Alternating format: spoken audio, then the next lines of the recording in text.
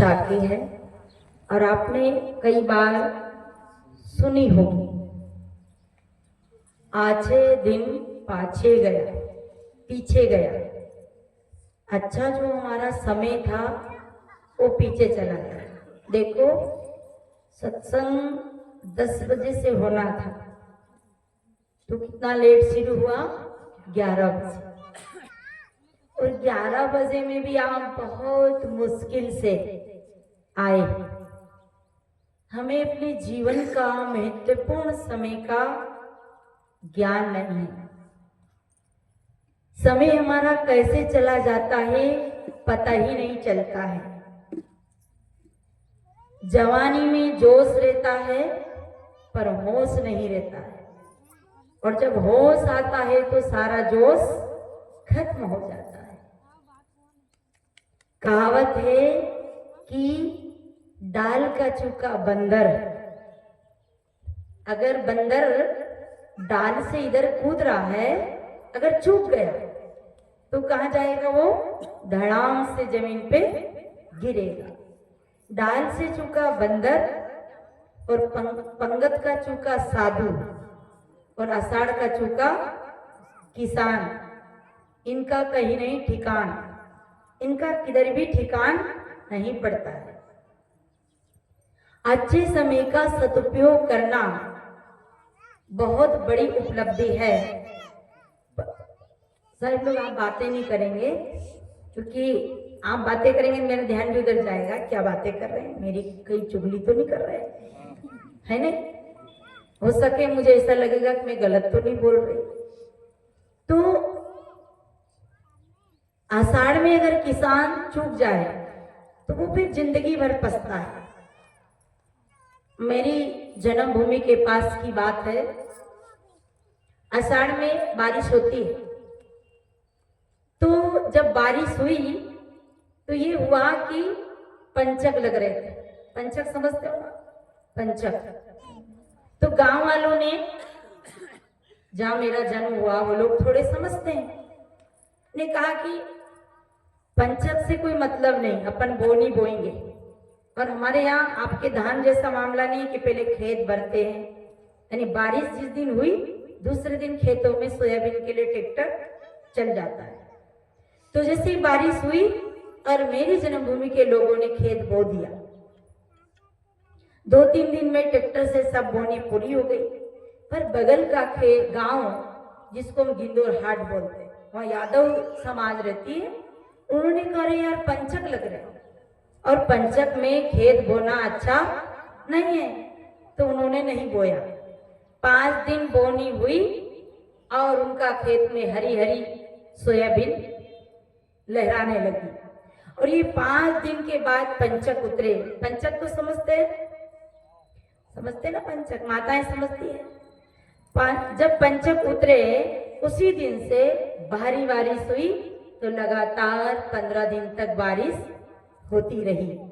खेत में पानी इतना भर गया कि धान में तो पानी भरकर बोते हैं, पर वहां अगर पानी भर जाता है तो फिर सोयाबीन नहीं होती है। खेत सूखा रहे, हल्की नमी बनी रहे, तभी सोयाबीन होती है। यानी उनका खेत में बारिश इतनी हो गई कि वो एक दाना भी नहीं बो पाए।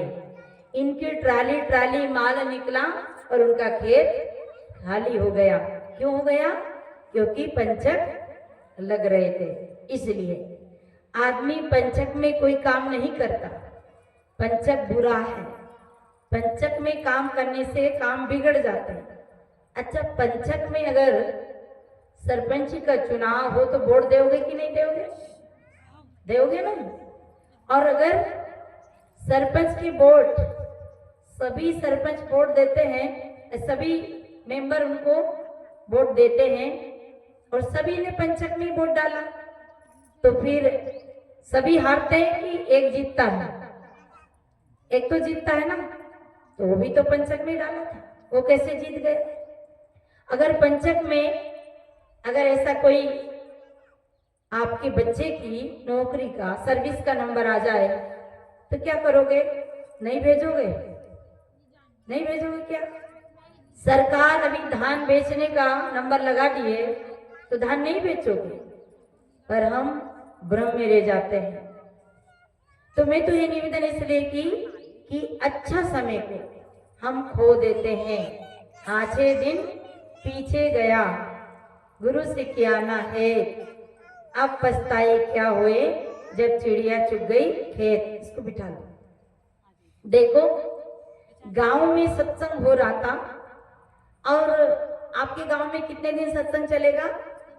3 दिन। और 3 दिन के बाद तो आपको सत्संग मिलेगा भी नहीं। हाँ, और सत्संग तो मिल जाएगा, पर ये महात्मा लोग को 3 दिन के बाद नहीं मिलेगा। तो 3 दिन का हमें सदुपयोग करना है।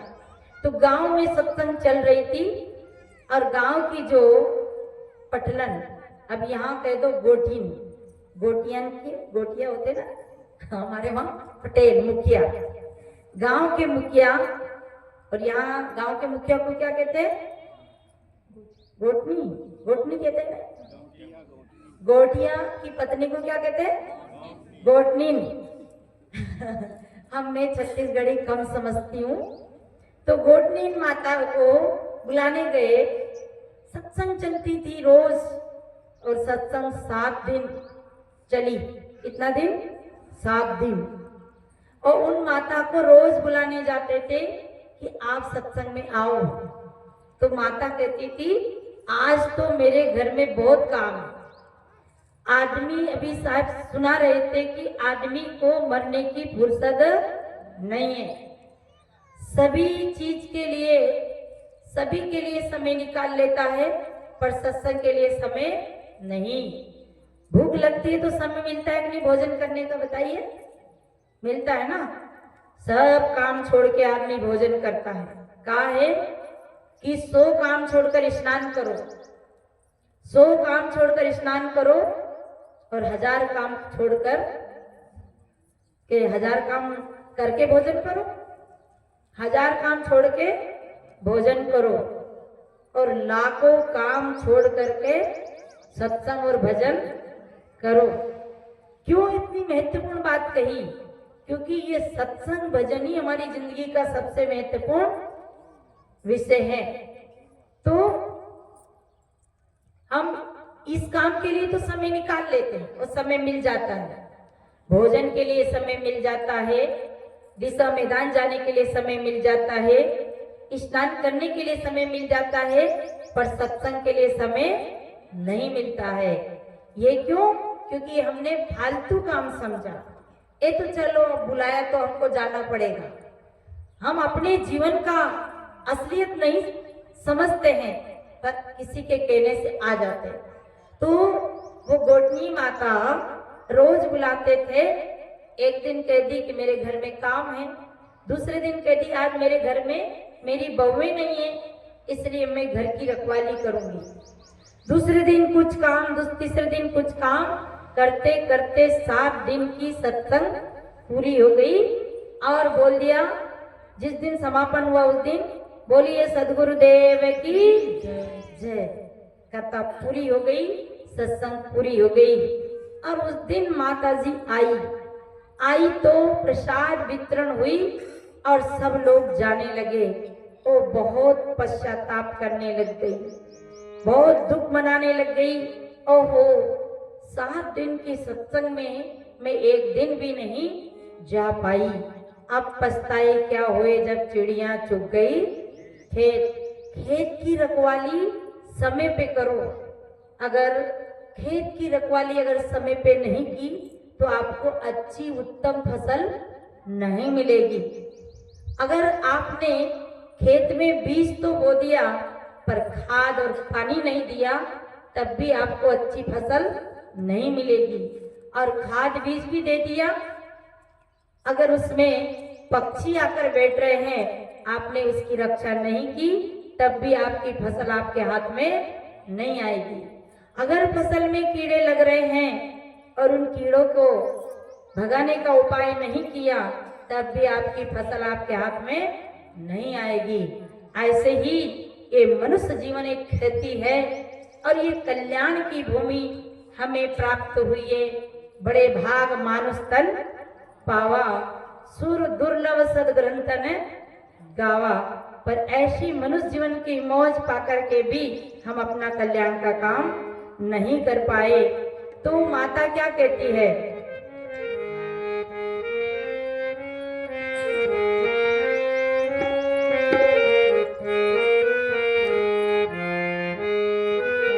वह माता पछताती है, क्या कहती है, मैं तो फंस गई माकड़ी राजाड़ा में, मैं तो फंस गई माकड़ी राजाड़ा में, कैया पेरू राम धनी माड़ा ने, मैं तो फंस गई माकड़ी का जाड़ा में, मैं तो फंस गई माकड़ी का जाड़ा में, कैया पेरू राम धनी माड़ा ने।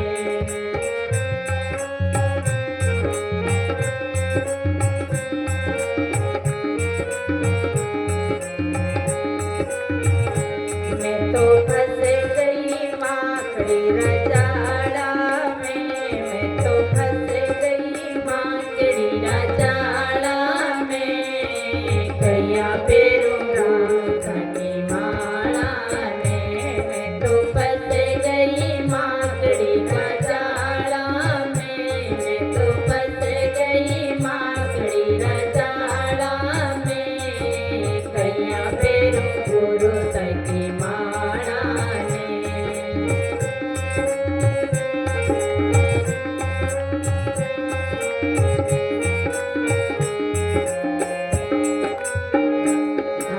मात पिता मने कुटुंब कबीरा, माता पिता मने कुटुंब कबीरा, माता पिता मने कुटुंब कबीरा, मैं तो रे गई मोरे ममता में, मैं तो रे गई मोरे ममता में, कैया पेरू गुरु धनी माड़ा ने, मैं तो रे गई मोरे ममता में, मैं तो रे गई मोरे ममता में, कैया पेरू गुरु धनी माड़ा ने। ओ मैं तो फंस गई माकड़ी राजाड़ा में, मैं तो फंस गई माकड़ी राजाड़ा में,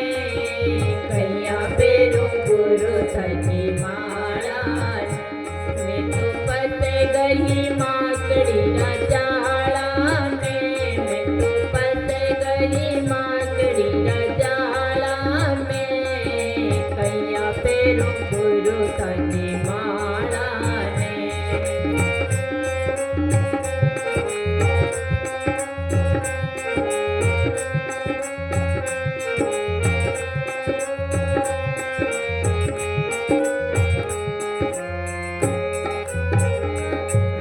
बेटा रे पोती मारे नाती रे पंती, बेटा रे पोती मारे नाती रे पंती, बेटा रे पोती मारे नाती रे पंती, मैं तो रे गई लाड़ लड़ावा में, मैं तो रे गई लाड़ लड़ावा में, कैया पेरू गुरु धनी माड़ा ने, मैं तो रे गई लाड़ लड़ावा में, मैं तो रे गई लाड़ लड़ावा में, कैया पेरू गुरु धनी माड़ा ने। ओ मैं तो फंस गई माकड़ी राजाड़ा में, मैं तो फंस गई माकड़ी राजाड़ा में, कैया पेरू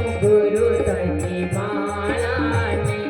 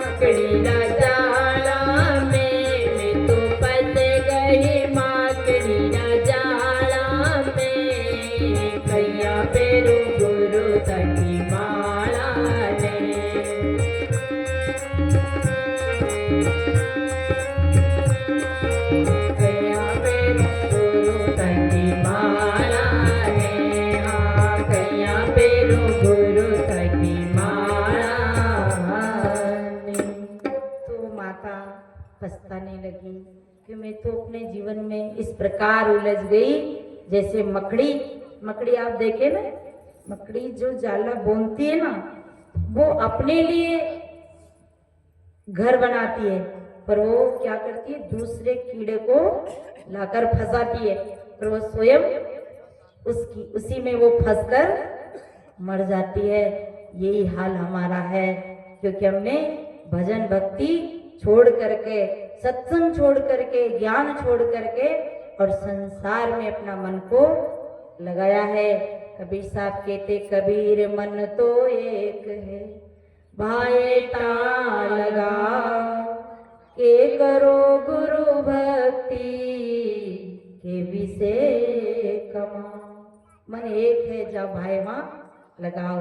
तो देखो, जीवन में अच्छा समय मिला है। हमारे जीवन का साथी कौन? कहते, विदेशु धनम विद्या विष्णु धनम मति परलोके धनम धर्मम। अगर आपके पास में विद्या है, ज्ञान है, तो आप विदेश में भी जाकर अपना जीवन गुजर कर सकते हैं। विदेशु धनम विद्या विष्णु धनम मति।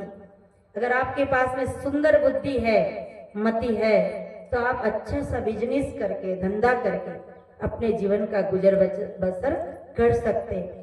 और अगर बुद्धि कम है और बिजनेस करने लग गए, तो है उसको भी मिठा दो, बट्टा बिठा दो। इसलिए जीवन में हमारे 4 मित्र हैं। 4 मित्र कौन कौन है?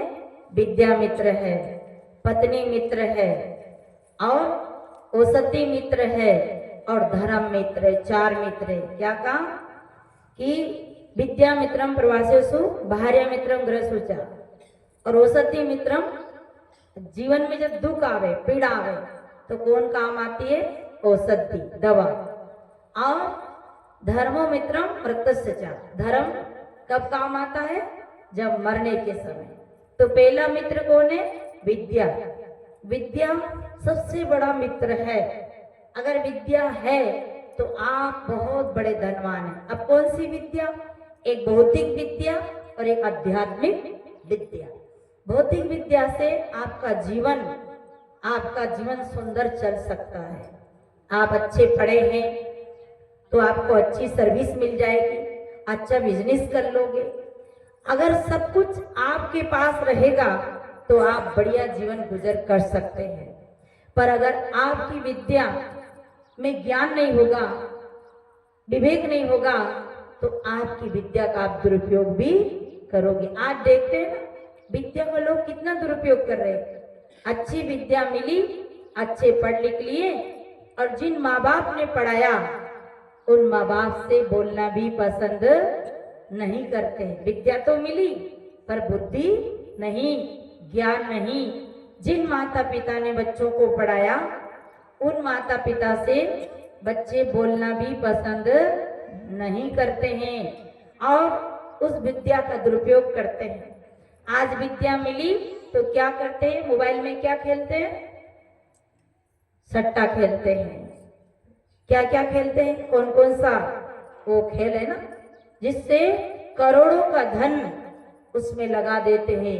विद्या मिली थी पर उसका ज्ञान के बिना, विवेक के बिना विद्या अधूरी हो जाती है।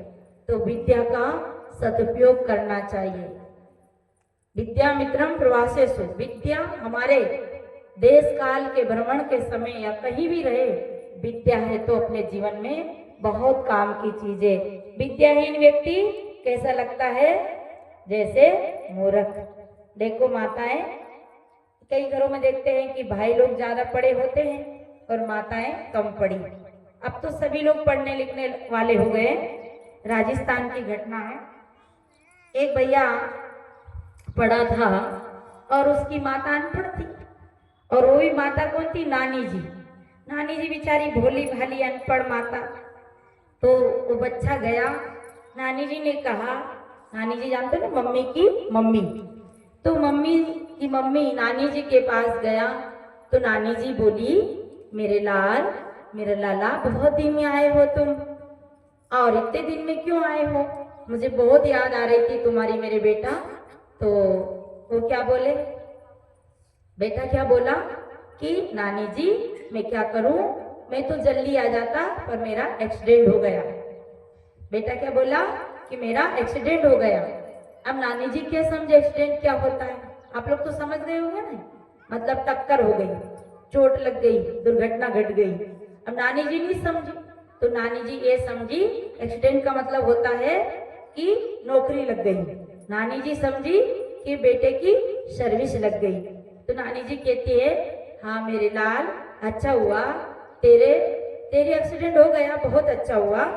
एक काम करना ना बेटा, तेरे मामा का भी एक्सीडेंट नहीं हुआ, तेरा छोटा मामा भी ऐसे ही घूम रहा है, तो तू बेटा तेरा तो एक्सीडेंट हो ही गया, तो तू एक काम करना ना, तेरे नाना का तेरे मामा का भी एक्सीडेंट करा देना, ताकि वो भी बेरोजगार घूम रहा है। क्योंकि बेचारी नानी जी नहीं जानती थी कि एक्सीडेंट का मतलब चोट होता है, दुर्घटना होती है। तो बेटा कहता है कि नानी जी नहीं नहीं, नौकरी नहीं लगी, सर्विस नहीं लगी, मेरे चोट लग गई, गाड़ी से मैं टकरा गया, इसलिए मैं नहीं आ पाया। क्योंकि बेचारी नानी जी के लिए विद्या, कहते ना काले अक्षर भेष बराबर। इसलिए हमारे जीवन में विद्या बहुत जरूरी है। और विद्या कब पाई जाती है? विद्या समय पे पाई जाती है। आज हमारे भाइयों को पढ़ाने के लिए भेजते बच्चों को, तो बच्चे क्या करते हैं?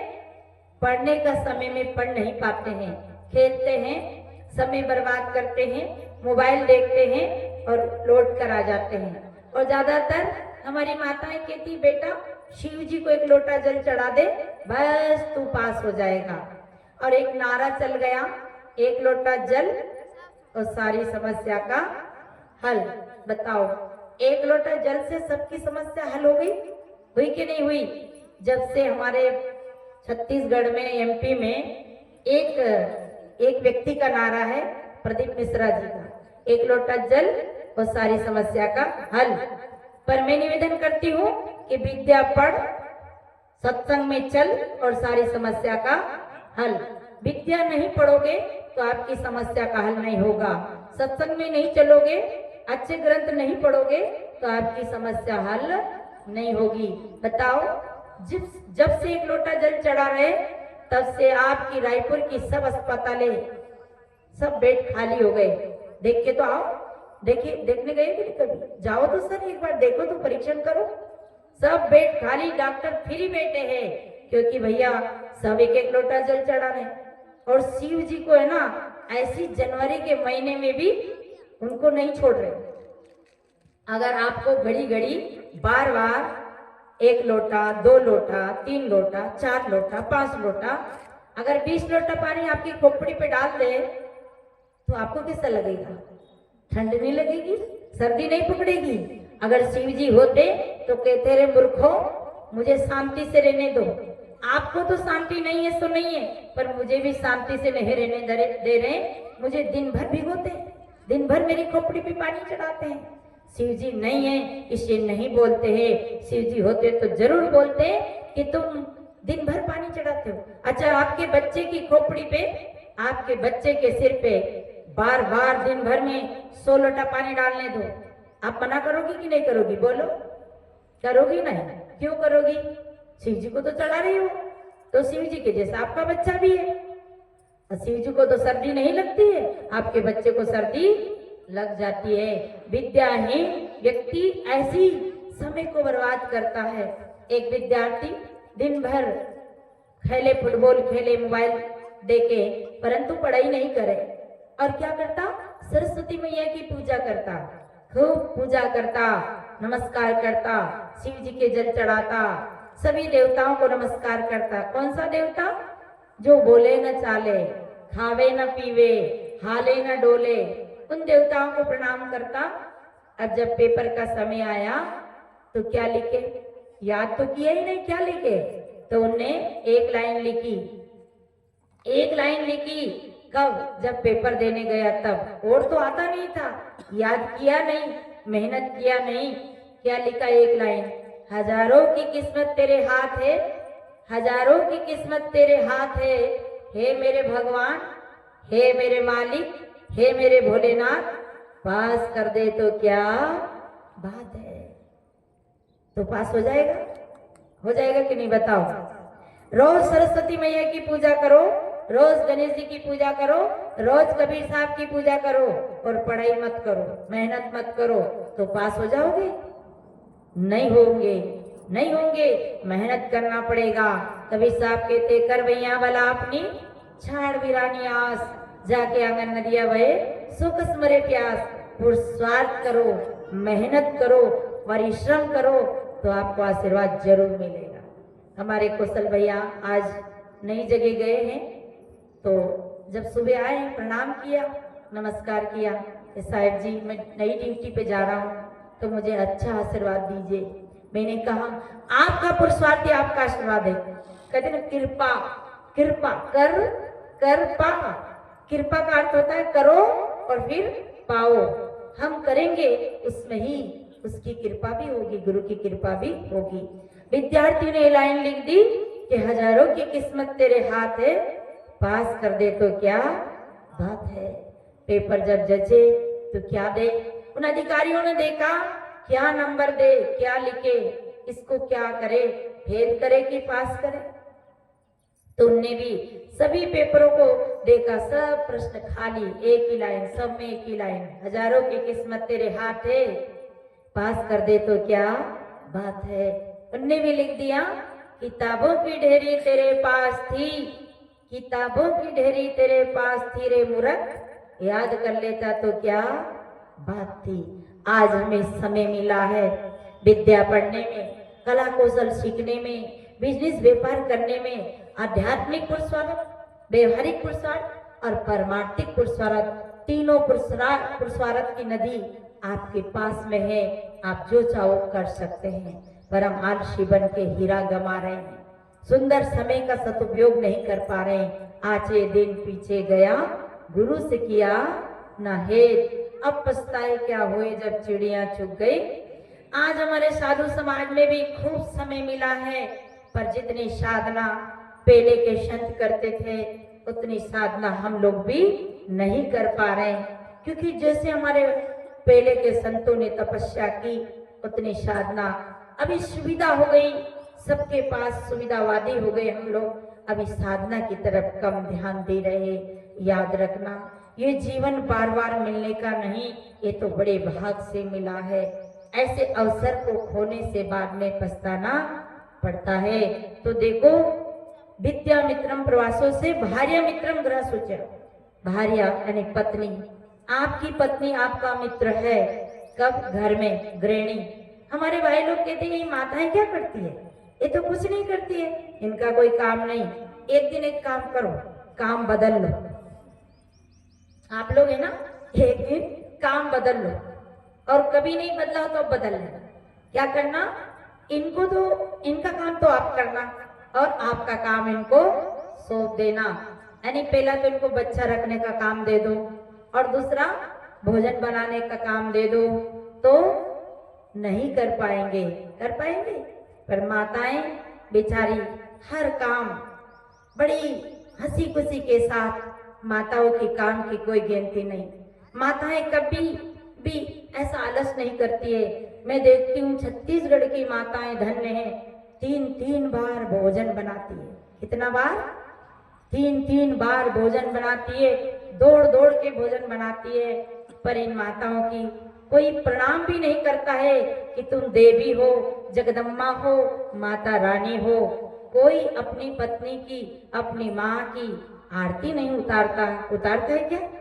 चलो पत्नी की तो छोड़ो, पर माँ की भी कोई आरती नहीं उतारता है। आरती किसकी उतारता है? आरती किसकी उतारता है? जो अपनी बनाई प्रतिमा, अपनी बनाई मूर्ति, उसकी 9 दिन आरती उतारता है। और फिर 10वें दिन क्या करता है? 10वें दिन बिचारी की आत्महत्या कर देता है। 9 दिन पूजा करके और 10वां दिन उस माता रानी को पानी में फेंक देता है। बताइए कैसा कैसा हम नाटक करते हैं भक्ति के नाम से। इन माताओं का बहुत बड़ा आपको सहयोग है, इनकी कदर करिए, इनके साथ साथ व्यवहार करिए। बेचारी एक पत्नी भोजन बना के लाई और पति की थाली में रखा, पति की थाली में भोजन रखा, और पति ने एक को खाया और पत्नी को एक झापट मारा। पत्नी बोली मेरे को झापट क्यों मारा? बोले तुमने ठीक से भोजन नहीं बनाया। पत्नी ने कहा कल मैं ठीक से भोजन बनाऊंगी, बढ़िया सुंदर ढंग से आज सजग होकर सावधान होकर भोजन बनाया। भोजन तैयार हुआ, थाली में रखा, पति ने एक कोर खाया, फिर एक झापट देकर एक झापट मारी। पत्नी ने कहा आज झापट क्यों मारी? कि आज तूने बहुत टेस्टी खाना बनाया, इसके लिए एक झापट। पत्नी सोची आज अब तो मेरा पति मेरा भोजन से खुश हो गए। दूसरे दिन फिर भोजन बनाया और फिर थाली लाके रखी, फिर झापट मारी। तो पत्नी कहती अब झापट क्यों मारी? बोले रोज रोज ऐसा ही बनाना। तो देखो हमारी माताओं की हम कदर नहीं करते हैं। माताएं मित्र की तरह होती है। देखो बच्चों को टिफिन बनाती है, बूढ़ी सास बूढ़े ससुर को संभालती है, पूरे घर को संभालती है।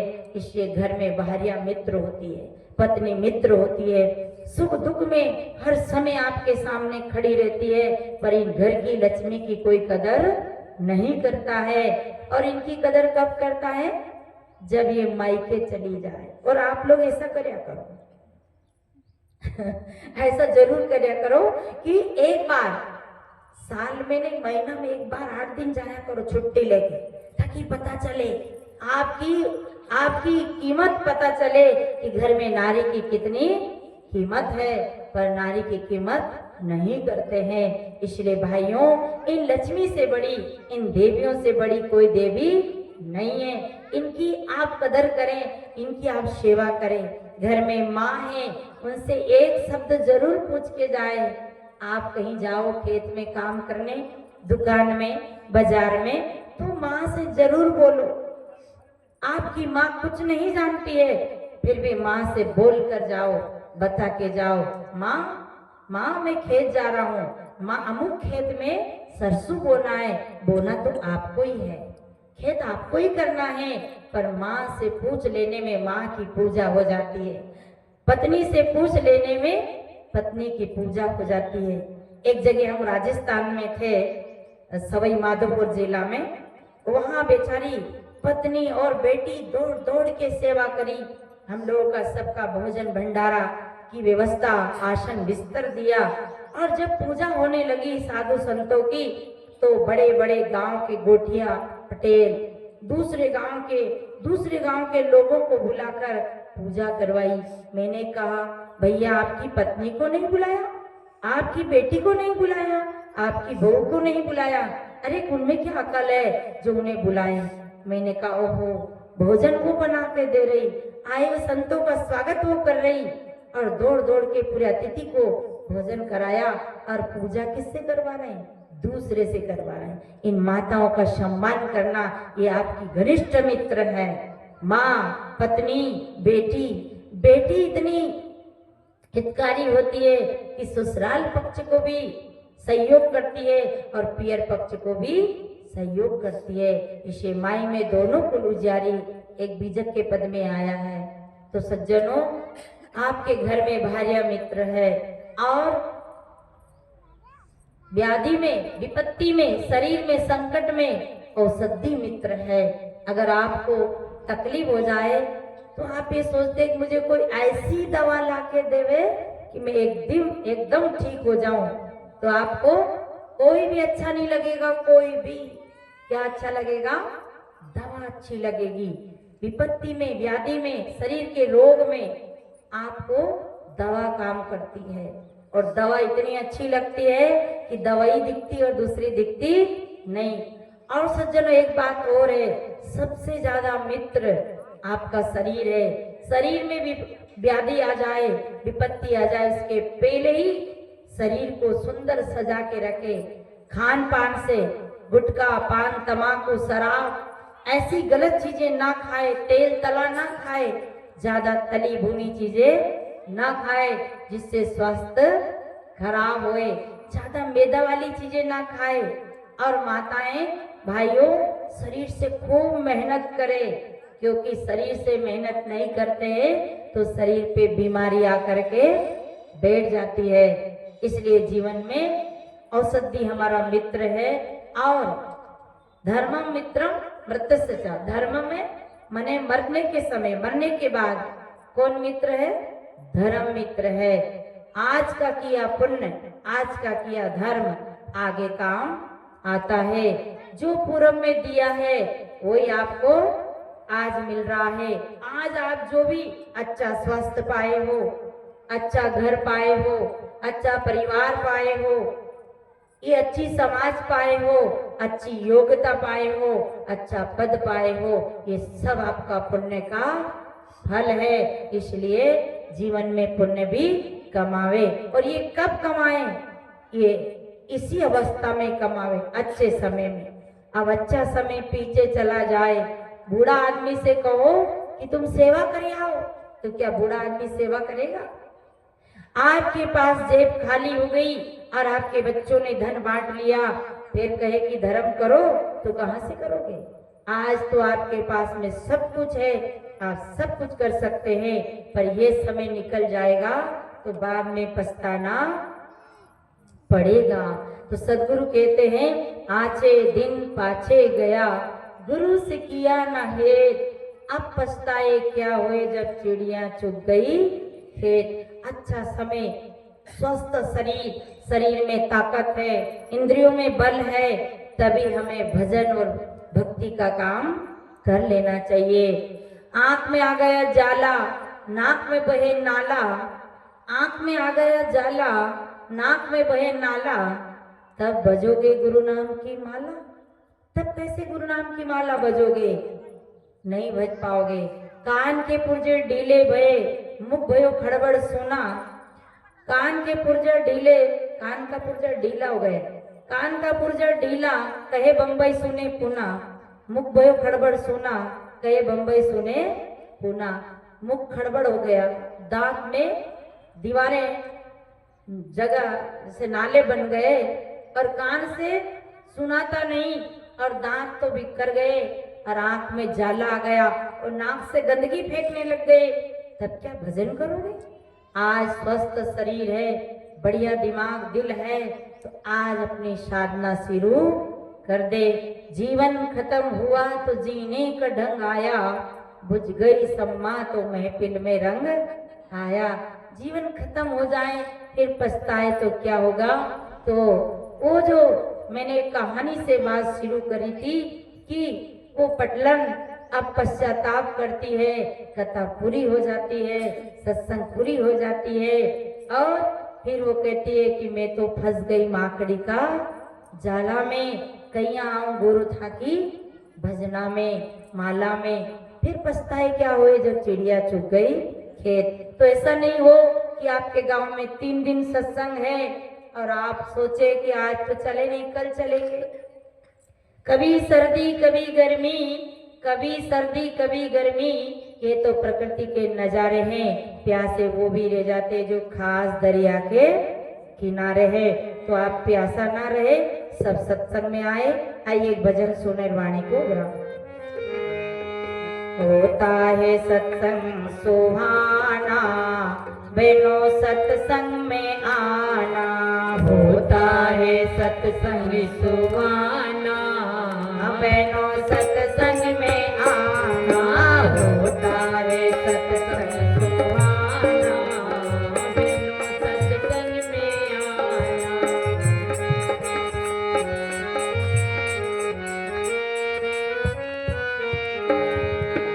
सत्संग में आना भैया, सत्संग में आना, सत्संग में आना भैया, सत्संग में आना।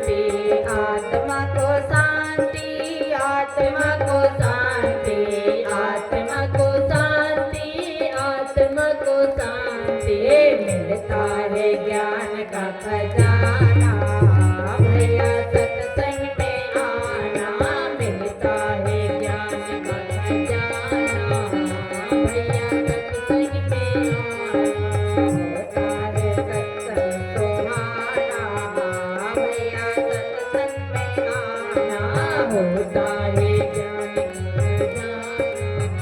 भैया सत्संग में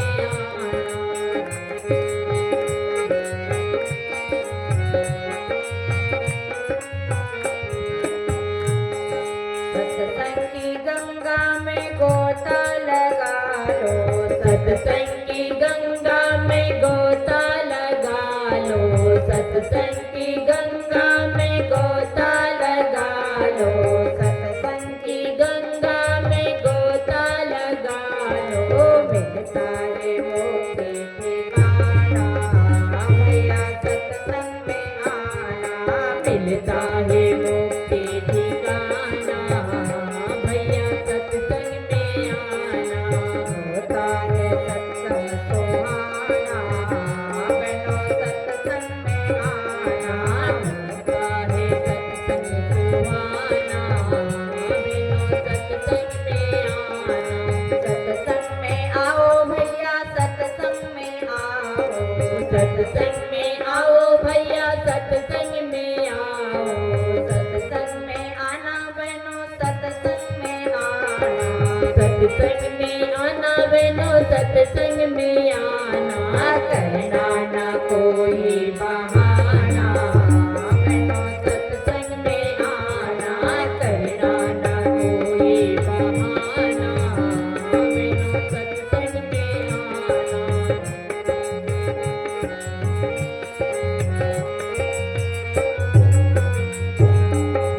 सत्संग का प्याला पीवे जो प्राणी, सत्संग का प्याला पीवे जो प्राणी, पीवे जो प्राणी, पीवे जो प्राणी, पीवे जो प्राणी, पीवे जो प्राणी। ये बनता है गुरु का दीवाना बनो सत्संग में आना, बनता है गुरु का दीवाना बनो सत्संग में आना, बनता है गुरु का दीवाना भैया सत्संग में आना, बनता है गुरु का दीवाना भैया सत्संग में आना।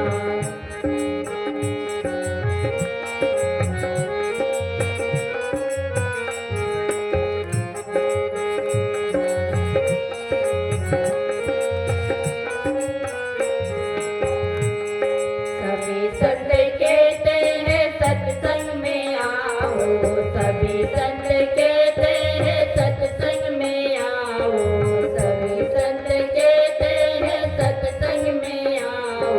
अनमोल समय न गमाना भैया सत्संग में आना, अनमोल समय न गमाना भैया सत्संग में आना, अनमोल समय न गमाना भैया सत्संग में आना, अनमोल समय न गमाना भैया सत्संग में आना। होता है सत्संग सुहाना बहनों सत्संग में आना, होता है सत्संग सुहाना भैया सत्संग में आना। बोलिए सदगुरुदेव की जय। इन्हीं वाणियों के साथ मैं अपनी वाणी को विराम देती हूँ।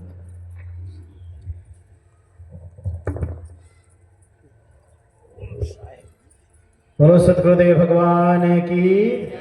एक बार जोरदार तालियां साहेब जी के लिए।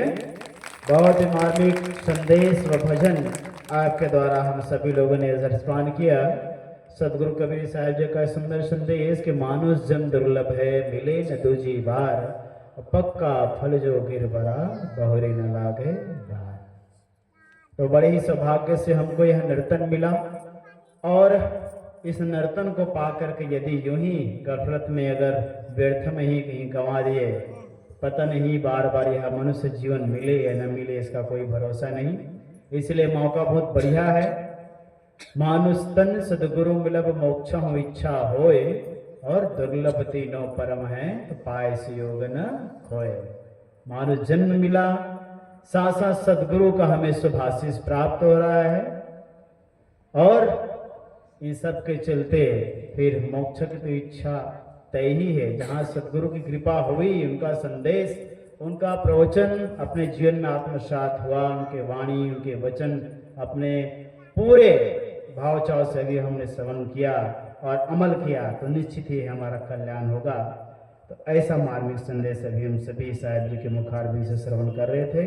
आप सभी लोगों ने बहुत ही बढ़िया भावचाव पूर्वक, बिना कोई डिस्टर्ब, बिना कोई बाधा के आप लोगों ने रसपान किया, इसके लिए आप लोगों को बहुत बहुत धन्यवाद। अभी का सत्र यहीं जो है विराम दिया जाता है। दूसरा सत्र ठीक 3 बजे है ना, 1 घंटे का टाइम है। आप सभी प्रस्थान करें और भोजन प्रसाद साहू भवन में आप सभी लोगों के लिए, जितने यहाँ सत्संग में उपस्थित हैं, आप सभी लोगों के लिए भोजन प्रसाद की व्यवस्था है। तो ठीक जैसी भोजन प्रसाद ग्रहण करें, इधर उधर कोई नहीं जाएंगे। फिर से पुनः आप सत्संग पंडाल में ही विराजें, क्योंकि 3 बजे से फिर सत्संग है ना। तो जिनको बंदगी प्रणाम करने की इच्छा हो आकर बंदगी प्रणाम कर सकते हैं और उसके पश्चात फिर आप लोग भोजन के लिए प्रस्थान करें।